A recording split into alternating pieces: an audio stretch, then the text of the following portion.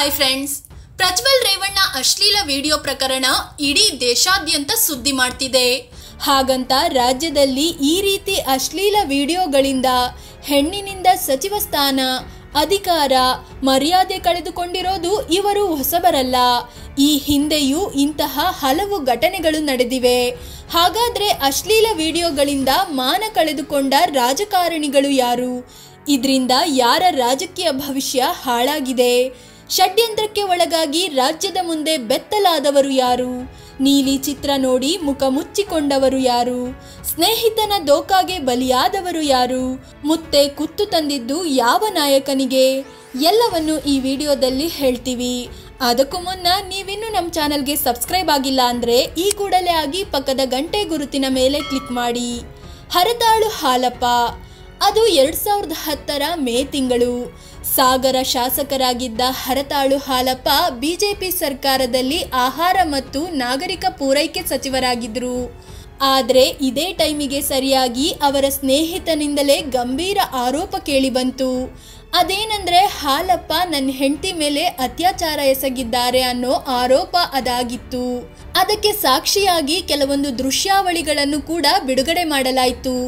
ಮಾಧ್ಯಮಗಳಲ್ಲಿ ಇವುಗಳನ್ನು ಎಡಬಿಡದೆ back to back ಇಡೀ ದಿನ ಪ್ಲೇ ಮಾಡಲಾಯಿತು.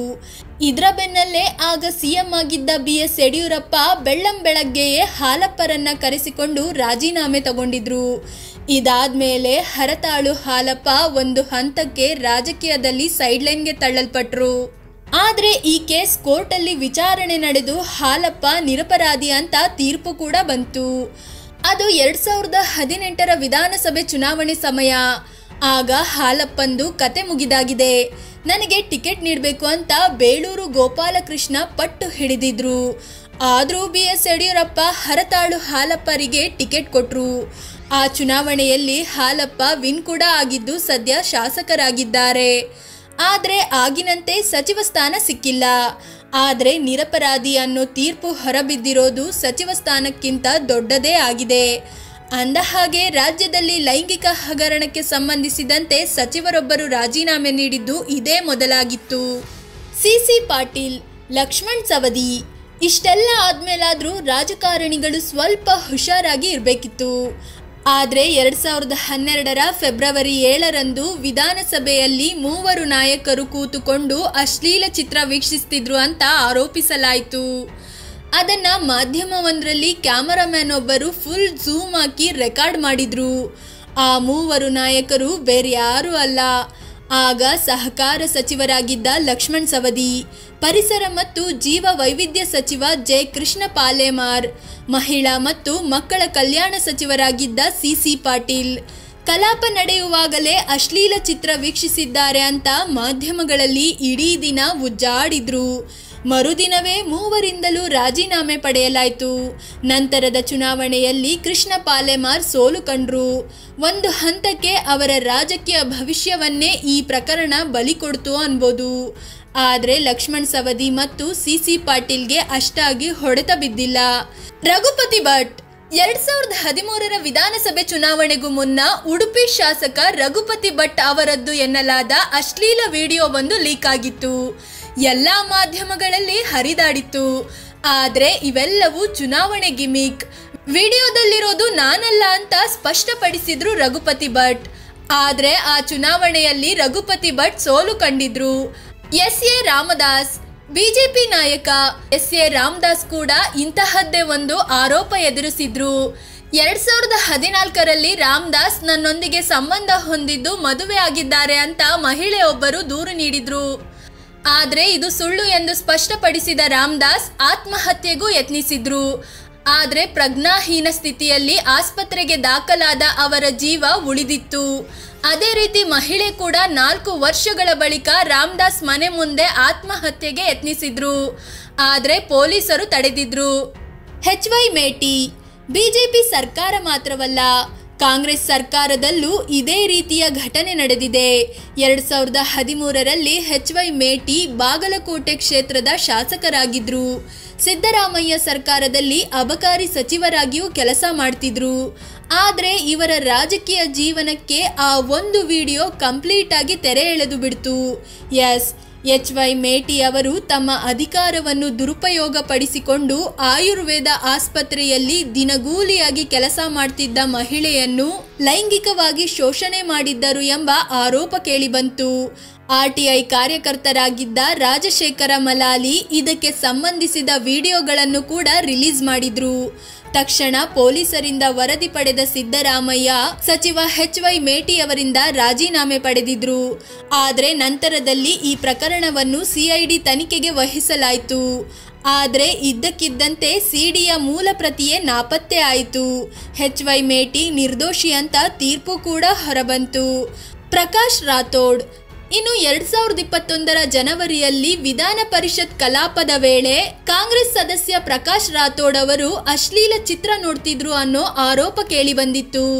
ಆದರೆ ಆ ಆರೋಪವನ್ನು ಪ್ರಕಾಶ್ ರಾಥೋಡ್ ತಳ್ಳಿ ಹಾಕಿದ್ರು.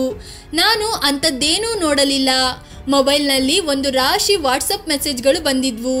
ಅವುಗಳನ್ನು ಡಿಲೀಟ್ ಮಾಡ್ತಿದ್ದೆ ಅಷ್ಟೇ ಅಂತ ಹೇಳಿದ್ರು. ಜೊತೆಗೆ ಅವುಗಳಲ್ಲಿ ಯಾವುದೂ ಕೆಟ್ಟ ಫೋಟೋ ವಿಡಿಯೋಗಳು ಇರಲಿಲ್ಲ ಅಂತ ಸ್ಪಷ್ಟನೆ ನೀಡಿದ್ರು. ರೇಣುಕಾಚಾರ್ಯ 2007ರಲ್ಲಿ ನರ್ಸ್ ಜಯಲಕ್ಷ್ಮಿ ರೇಣುಕಾಚಾರ್ಯ ಅವರ ವಿರುದ್ಧ ಗಂಭೀರ ಆರೋಪ ಮಾಡಿದ್ರು.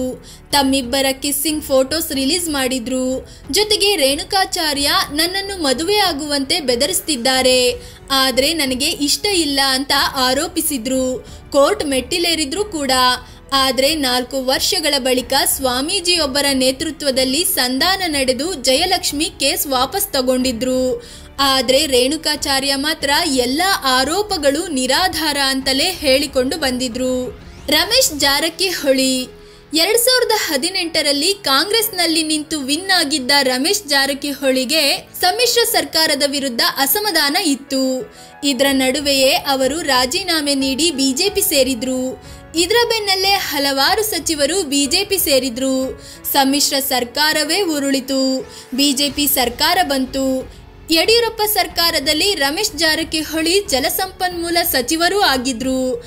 ಆದರೆ 2021 ಮಾರ್ಚ್ ತಿಂಗಳಲ್ಲಿ ರಮೇಶ್ ಜಾರಕಿಹೊಳಿ ಅವರದ್ದು ಎನ್ನಲಾದ ಅಶ್ಲೀಲ ವಿಡಿಯೋ ಇರೋ CD ಸ್ಫೋಟವಾಯಿತು. ಅದರಲ್ಲಿರೋ ಯುವತಿ ಕೆಲಸ ಕೊಡಿಸೋದಾಗಿ ಕರೆಸಿ ರಮೇಶ್ ಜಾರಕಿಹೊಳಿ ನನ್ನ ಮೇಲೆ ಅತ್ಯಾಚಾರ ನಡೆಸಿದ್ದಾರೆ ಅಂತ ದೂರು ದಾಖಲಿಸಿದ್ರು. ಇದಾದ ಮರುದಿನವೇ ಯಡಿಯೂರಪ್ಪ ರಮೇಶ್ ಜಾರಕಿಹೊಳಿ ಅವರಿಂದ ರಾಜೀನಾಮೆ ಪಡೆದುಕೊಂಡ್ರು.